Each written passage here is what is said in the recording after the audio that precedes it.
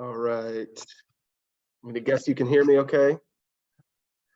What about the Zoom? Thumbs up. We can hear you. Awesome. All right, I'll get started. I'm gonna start with some interest rates today. This is a website that I like to use called Mortgage News Daily. It gives a survey of, I think it's like hundreds of banks or something all across the country. And then it does an average of what the interest rates are. You can see 30, 15, jumbos, ARMs, FHA, and VA. It's not exactly something you can rely on 100%, but if you're like stuck in a bind, you really need to quote an interest rate to your buyer. They don't want to move forward without knowing where interest rates are. I would defer to this just as an easy, like, well, the national average is about 6.3% today on a 30-year. And once you talk to your loan officer, you can narrow that down to a little more specific. Usually when I'm doing pre-approvals, I am quoting a rate kind of similar to this. On generally speaking, cross country, at least the Hadley branch, we're going to be right on, if not a little bit better than this most of the time. So I usually say, hey, this might be a bit higher than what you'll see in the end, but this is a good thing to start running numbers on just to be safe. The other kind of not so fun but interesting chart that you can see here is, now that I think about it, I probably need to share screen. Sorry guys, hold on.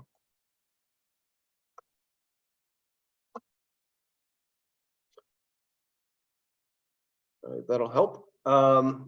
Here's those interest rates I was just speaking about right here. And then this chart kind of shows the interest rate, 30-year interest rate, I should say, over the last almost 10 years. So you can see over the last almost year and a half, it's been pretty volatile and up. But it gives a little trend rating.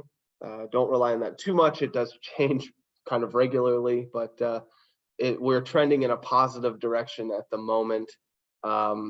I could get into a whole nother class on, inflation, economic forecasting, things like that. But for now, I'll just kind of leave it here and say that if you have any specific questions, let me know. All right, I'm going to get the PowerPoint started. I'm going to change the share to.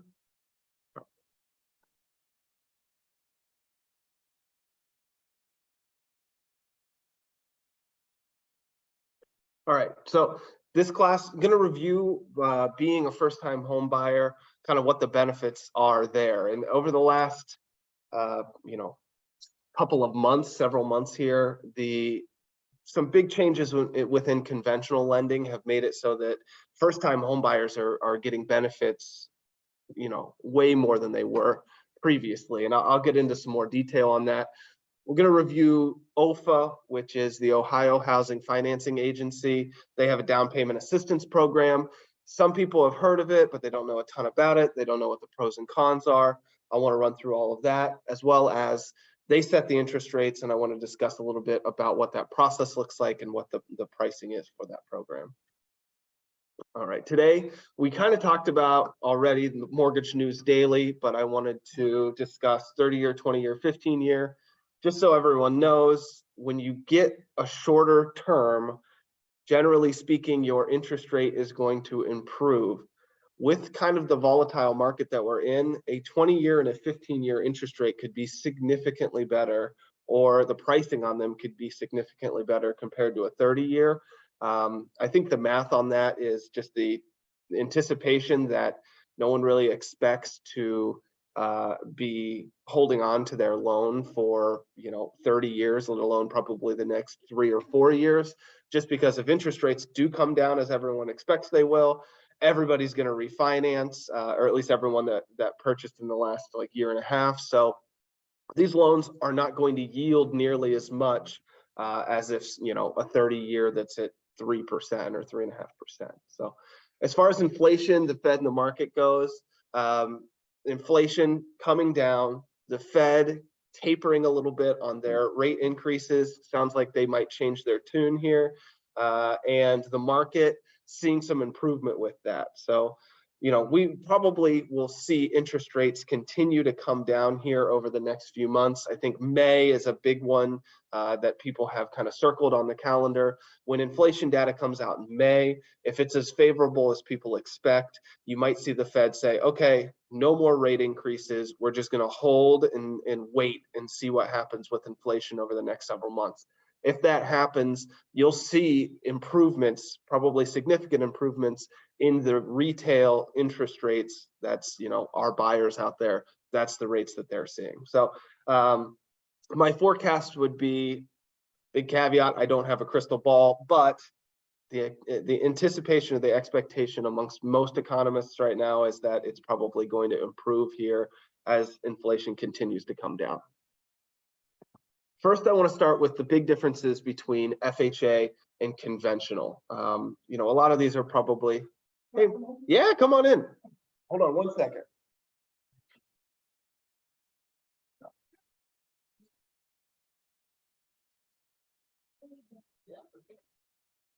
You didn't miss much. We just started. FHA and conventional. There are some differences here. Some scarier than others, or at least that's how some people feel about it, specifically sellers, any listing agents, maybe some of you included. But I just wanted to kind of review, and then we'll jump in to how these two programs are really tailored to first-time home buyers, the benefits of each, and maybe even some of the cons of each. FHA, it's a government-backed loan program. Because the government guarantees in the event of a foreclosure, lower credit score people are going to qualify for this program. You can go as low as 580 with compensating factors. Compensating factors means you got a bunch of money saved up in the bank or in a 401k or something, or maybe you could afford to purchase double, but you're keeping your debt to income ratio low. One of the benefits of FHA is a minimum down payment of 3.5%. The biggest kind of turnoff to sellers, reasons that if you see a listing out there and it says they won't accept an FHA offer, is the appraisal inspections. There are additional items that an FHA, VA, any kind of government appraisal is going to need to assess. Specifically, chipped or peeling paint on any exterior walls or around, it could be anything. It could be decks, it could be around windows or doors, something like that. Handrails on stairs, that's a pretty easy one to fix, but it does kind of annoy everybody when it comes up. You have to have GFI outlets next to sinks and bathrooms and kitchens. If it's not in there, that one's going to come up. If you had, if your seller was a bit of a, a home electrician, so to say, and they kind of swap some outlets out on their own, if it's not up to the code, FHA would, kind of mark it on the appraisal to be fixed. Conventional, it probably wouldn't come up.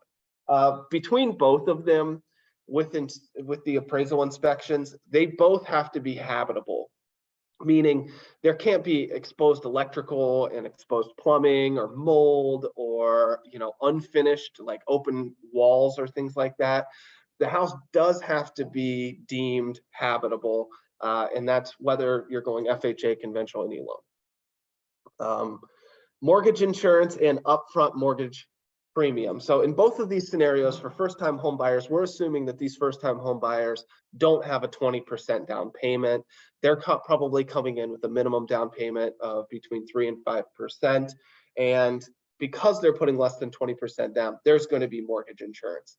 With FHA, the mortgage insurance is fixed no matter what your credit score is. It's on there for the life of the loan unless you're putting 10 or more % down.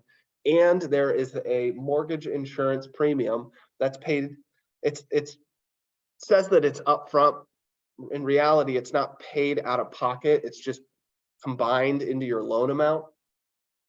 I tell people to think of it as a funding fee. It's a cost of doing an FHA loan. You pay it down over time as you pay the loan off. Whenever you go to sell, you'll pay it off with the rest of the loan. So best to think of it as a funding fee that's just lumped into your loan amount. And then one big benefit of FHA is multifamily options, and something you might hear some people refer to as house hacking. What it is you can purchase an FHA multifamily home with the minimum down payment of 3.5%. So you could buy a duplex or a triplex or a quadplex and still only need to put 3.5% down. Also, the guidelines within FHA allow you to use anticipated rent on the other units to offset your mortgage.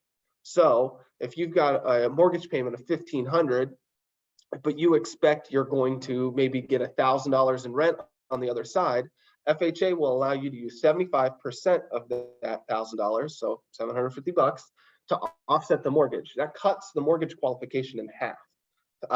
This is referred to kind of affectionately, if you are on TikTok or anything like that, you might have heard it as house hacking. It's become a very popular thing where, okay, I want to buy my first house, but I really want to build equity quick. I'm going to buy a duplex with the minimum down FHA.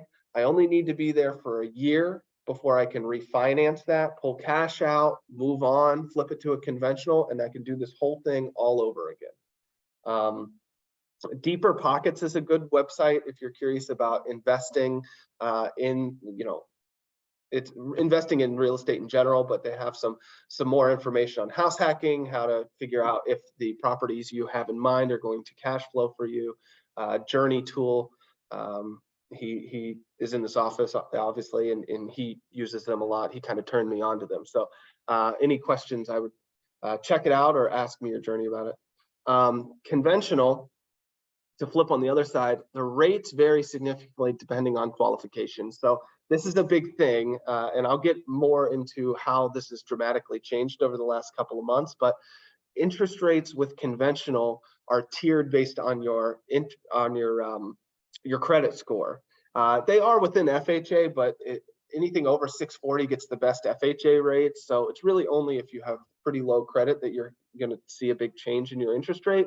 With conventional, there's tiers every 20 points, so it's a little more significant. Within conventional, even to qualify for first-time homebuyer programs, or assuming you're putting close to the minimum down, you're likely going to need a FICO score over 700. Ideally, maybe even over 720, 740, just because the interest rates are going to get a bit better. And there's a chart in the next slide I'll get into about how this comes into play. Technically, within conventional, if you can qualify as a first-time home buyer, doesn't mean, also, this is an interesting caveat, you don't have to be purchasing with your spouse for the first time. If your spouse or you already own a home, but your significant other has never owned a home, you still qualify for these first-time home buyer programs. Yeah, it's a kind of a little known thing. So if you have someone that says, yeah, well, he bought that house years ago and then we got married and it's entirely in his name, cool. You probably still qualify for these programs. If you do, you can put 3% down.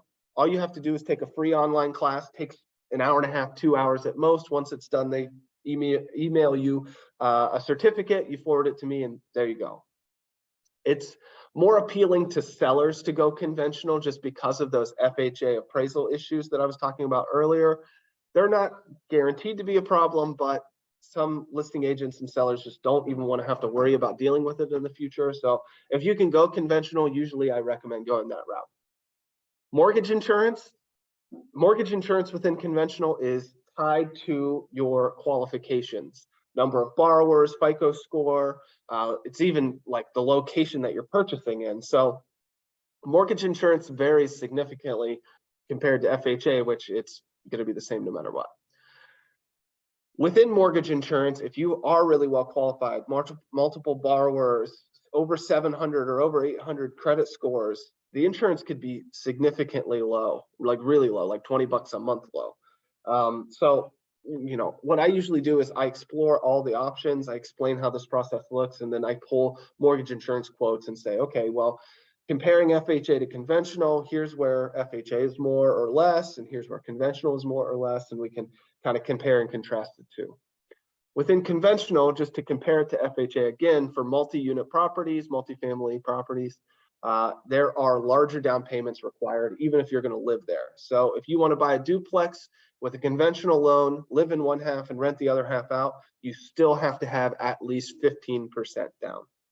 So that pretty much throws the whole house hacking idea out the window, because the whole point of the house hack is, all right, this is my first property, I'm going to buy it, and we're going to make it so that it cash flows for me or significantly reduces my my mortgage payment. So we don't see a ton of house hacking within conventional. It's pretty much only within FHA. Conventional investors, though, you can purchase an investment property where you do not live in the property within conventional, all the way up to 4 units. So that's you know, probably the first area I look with investors. We have some more products, but I'll save that for another class. This chart is so I'll start kind of more broad. You'll see at the top LLPAs. That stands for loan level pricing adjustments. Within conventional lending, the interest rate is adjusted based off of your qualifications. And you'll see across the top, that's the loan to value, or if you think about it the other way around, the down payment. So all the way on the right, it's 97% loan to value or 3% down. And then you can see all the way down to 40% down, where the adjustment is 0. At 780, I'm sorry, on the left side, 780 is the top end credit score, all the way down to a 639 or lower. Now, what this chart is showing, this is showing the changes that happened or are happening officially on April 15th. All loans closing here in the next, well, today on into the future are going to be subject to these changes. Conventional loans are seeing a change in the cost of their interest rate for behind the scenes pricing. So the way that an interest rate works is a big bank at the federal level says, okay, well, here's the going rate that we're buying for, say, someone with a 740 credit score with 20% down. And we're pretty much subject to whatever they'll say. They'll pay for that. And then we set interest rates accordingly based on yields and things like that. They just announced about a month ago that, guess what? All the pricing that we'll pay is changing. Specifically, we're going to pay 0.75% less than we were before for someone that's got a 740 with 20% down. Anywhere in the red on this chart is basically saying those people have seen a negative movement in their ability to qualify at a specific interest rate. What it means is, to get the same interest rate before as now, you're going to have to pay this much, this percentage of the loan amount out of pocket. So it's pretty significant changes, and it seems to be mostly affecting people around that 700 to 740 with 20% down. Historically, those are people that were like the best possible purchasers, and now they're kind of, you know, they're getting the boot here. Not really. I mean, it still makes sense for them to purchase, but they're paying a bit more than they were before, for sure. What this creates is an interesting area where it kind of makes sense to, maybe even if you've got a 710 or a 715, you might want to go FHA, because you will get likely a better interest rate. Your monthly payment might be about the same, maybe even a little bit better, and you probably don't have to come out of pocket with all this extra money. So moving forward, we don't know for sure, obviously, but we kind of anticipate you'll see more FHA in the market, just because, I mean, for some people, it's a significant difference in how much they're paying. And if you're already a first-time home buyer who's coming up with the minimum down payment and just enough to you know, pay for closing costs, it's going to be really hard to say, oh, well, now you're also going to have to pay this fee on top of that. So more detail on that, I'm sure, is going to flesh out here as it rolls out. Pretty much every lender in the market is going to be working at this new pricing. So it's federally, so everybody's subject to it. So I want to get into some specifics on conventional first-time homebuyer benefits. I think a lot of people think first-time homebuyer, okay, default to FHA. But within conventional, there are some amazing programs that exist. So Fannie Mae and Freddie Mac are the big federal banks that set up the guidelines. They purchase all the loans at the end of the road. Because of that, you know, them being the main purchasers in the market, they have two programs that are slam dunks in my opinion. If you qualify for it, we're going for it absolutely, that fall under that conventional lending umbrella. It's exclusive to first-time home buyers, but both buyers don't have to be purchasing for the first time. That's what I was talking about just a few minutes ago. Income limits are based on area median income, and base income can be exclusive. So what that means is the area median income can be found on a map within Fannie Mae. If you type in Fannie Mae AMI, area median income, it will allow you to plug in an address, and then it'll give you the area median income for that county. Let's see if I have it on the, yep, here we go. So this is this office here, 32875 Solon Road. And you can see here that the 80% area median income that would qualify for one of these first-time homebuyer programs is $68,320. They only have to qualify for that number on their base income. If they get a $30,000 a year bonus on top of that, we can ignore it and they still qualify. So if someone gets a base salary of $50,000, they qualify for the house off of $50,000, even if they make $100,000 in commission on top of that, whatever, we'll ignore it and they can still qualify for this. At the same time, you'll see another tier above that at 100%. There's a program, my understanding is that it's exclusive to cross country, that if you're a first-time home buyer, your income is below that $85,400 in Cuyahoga County, you're going to qualify to have all of these go away entirely. It just goes away. You don't have to take a class. You don't have to do anything. Just be a first-time home buyer and make less than $85,400 on your base. So even if you make more in commission, we can ignore that as well.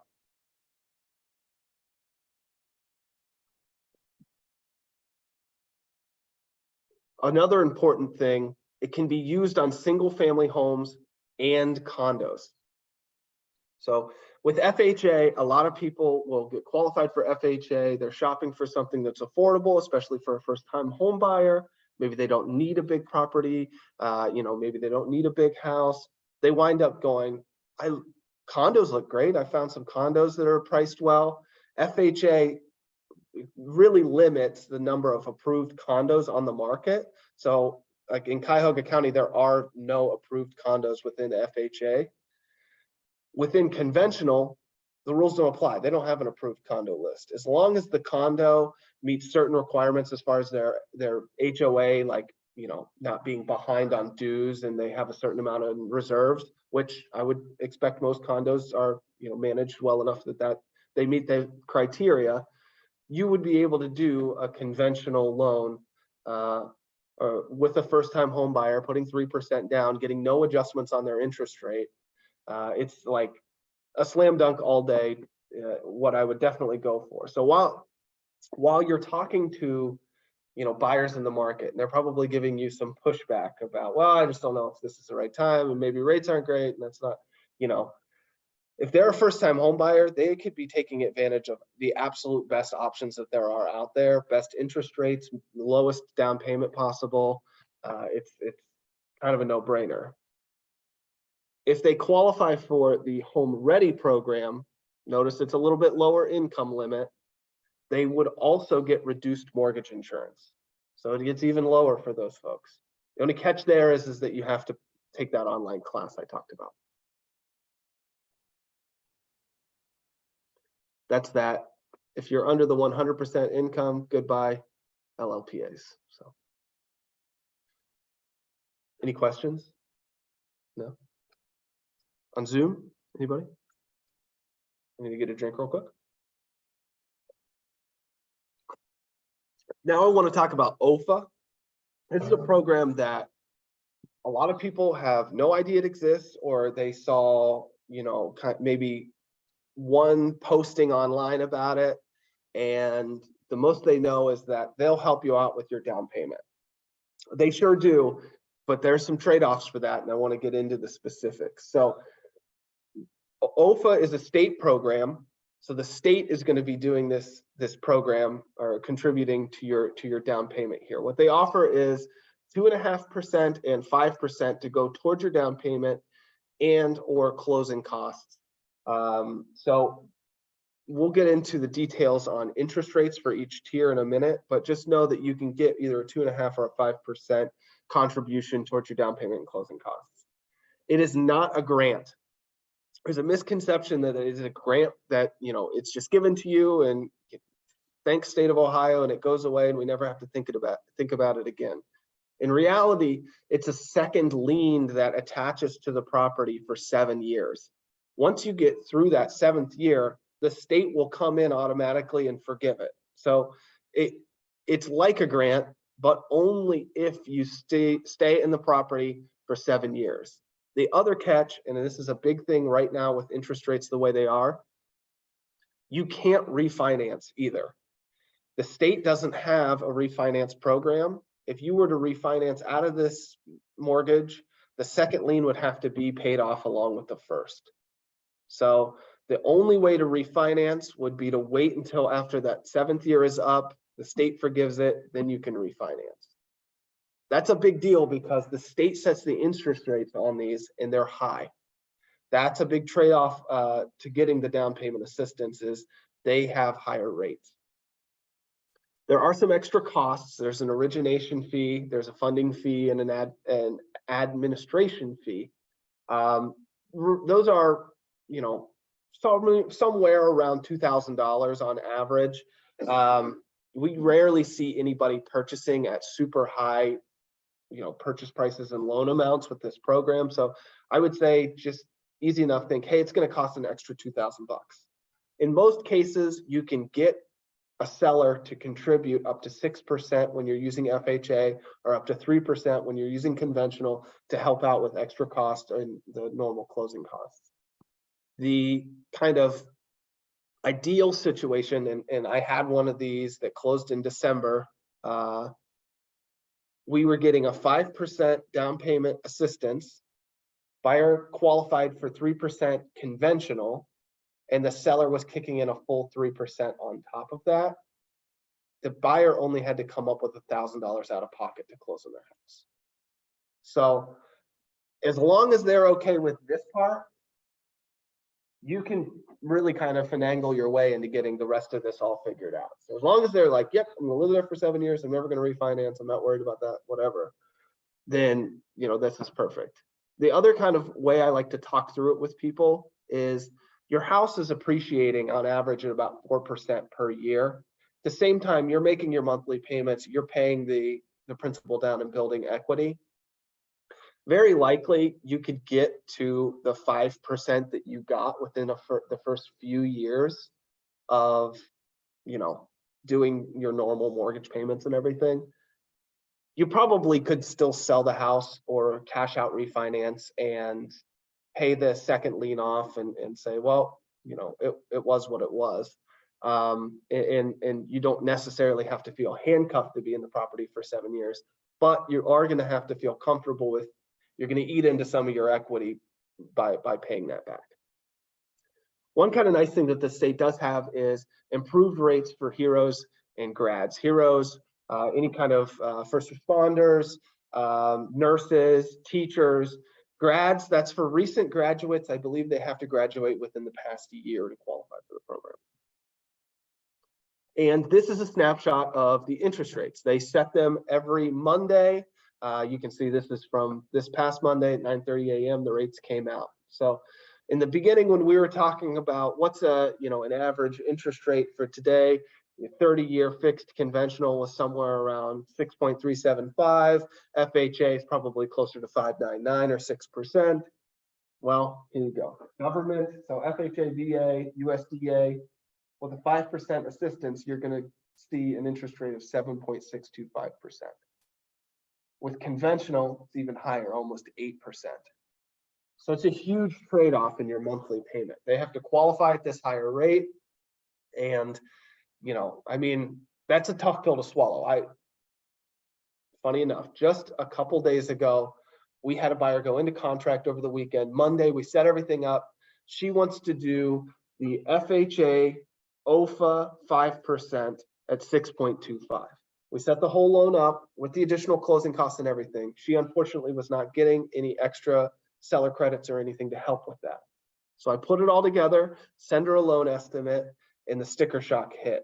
She couldn't believe that her interest rate was that high, the monthly payment was that high, and you know, the closing costs were still kind of expensive relative to, you know, she still had to come up with quite a bit out of pocket, even though she was getting a 5% assistance. We ran a loan summary the other way around, said, okay, what if we take this off? Her interest rate dropped significantly. Those extra costs went away. She did have to come up with the down payment out of pocket. So the cash to close went up for sure, but her monthly payment dropped to almost $200 a month. So, I mean, that's huge in that scenario. Where OFA comes in to play a huge role is someone that does not have those extra funds. They have just enough to get the down payment or just enough to pay the closing costs, or maybe they'd have just a couple $1,000 and they're trying to see if they can own a home. The answer is very likely yes. There are some trade-offs there, and you know, they'll have to be comfortable with that. We'll also need the seller to help out a bit, but this program exists. One thing I wanted to note is you can see Ohio Heroes and Grants for Grads, they do have slightly lower interest rates compared to just, you know, the regular first-time homebuyer program. The Heroes one is significantly better. So yeah, I think this is worth having in your back pocket for helping people get off the fence. If they say, I want to own a home right now, but I don't think that I can, this might be the solution. Other assistance options, there's a program here in Ohio called Communities First. It's a true grant program. Great program, love it. The catch is they put it on hold about a year ago, and it has been on hold ever since. I don't know when it'll come back. I think that the volatility and the interest rates in the market kind of, I don't know, scared them a bit. But when that program comes back, a true grant program for first-time homebuyers will be available. There's also a program called Shinoa Fund. That's a federal level program. I've never done it myself. I don't think the trade-off is quite worth it. It also has a second lien on the property similar to OFA, but it's not forgiven. You have to pay both a first and second lien.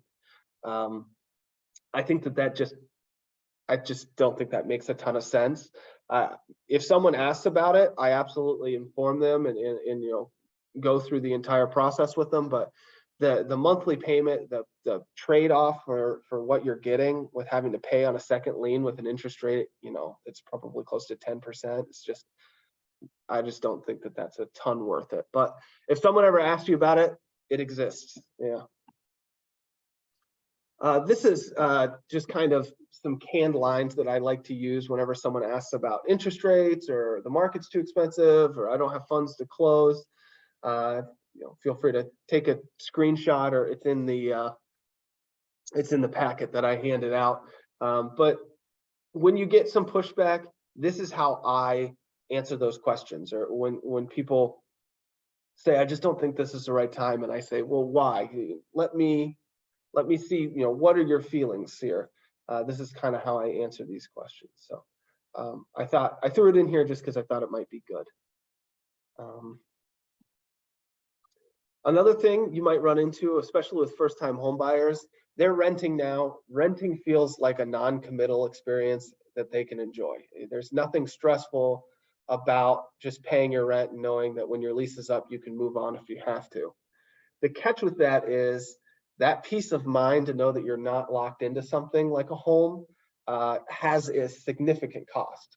The way I like to think about it is you're paying, for sure, you're going to be paying your landlord's mortgage, 100% chance. You're going to be covering at least what it costs them to be in that property, probably some more because there's going to be some overhead there.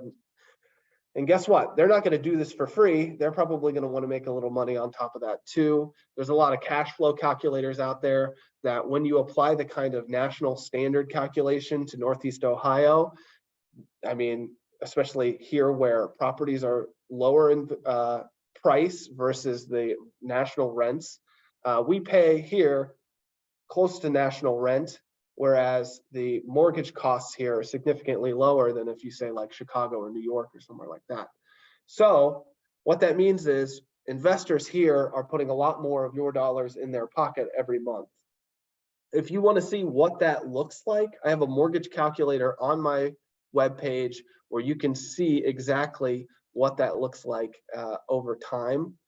There's another piece of this. I didn't include it in here, but it does a breakdown of just how much, if you said, okay, I'm renting a $200,000 house. What if I bought that $200,000 house? What's the trade-off? And it's tens of thousands of dollars over time. This is really good. Someone that's probably a little more analytical. If you're going to be your buyers that understand numbers, you put this in front of someone that's more of an emotional buyer, this is probably going to be a little too overwhelming for them. But it's a tool that exists, and if you ever have someone that wants to know more about this and wants kind of a walkthrough, heck, have them call me. I'll walk them through it. We'll plug in the numbers and we'll see what it looks like.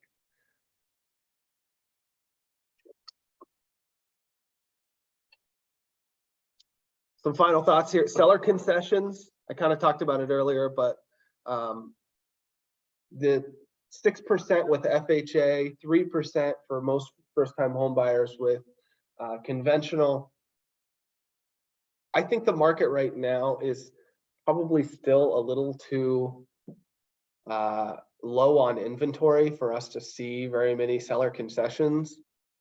There was like a blip of time, like maybe a 3-month period where I started to see them, and now the markets or the inventory is so low again that now everybody's into multiples, and the first thing to go is seller concessions. But it's never a bad idea to know that those are an option to help out with some of those costs. We do have renovation and construction. If you have someone that wants to buy a house that needs some work or wants to buy some land and put a house on it, we can do that. Physicians loans. I'm working with 4 different doctors right now that are coming to Cleveland for work. Match day was, I think, last month. So, residents that just found out they're going to be moving to Cleveland, they might be in the market for a new home. Physicians loans allows them to put no money down up to $1 million loan amount with no PMI. The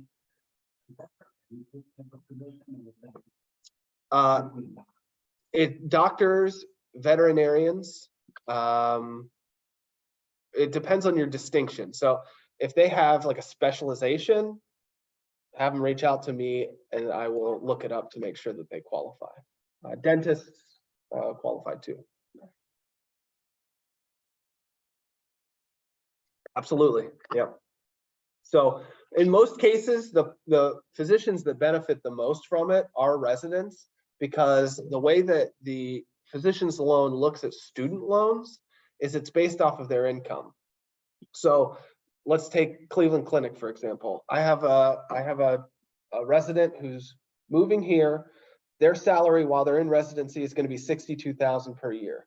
They have $250,000 worth of medical school loans. The calculation will look only at their $62,000 plus the number of members they have in their family. So if they have some kids, it actually gets even better. It could be a couple $100 versus the regular conventional way of looking at it. It might be a couple $1,000. So it's a no-brainer program for residents for sure. And then for physicians that are more established, I kind of weigh out, let's look at conventional and look at the physician's loan. Our promise cross country, you know, we're going to be communicative. And I think, as you guys probably know, I'm always here to help. Sean, myself, everyone on the Hadley team, you know, we're here to help you with anything you need. If anyone needs a question answered, even if I'm not on the deal, let me know. That's a part of being in the office and being a resource for all of you. Any questions? Cool. Thanks, guys. I appreciate it.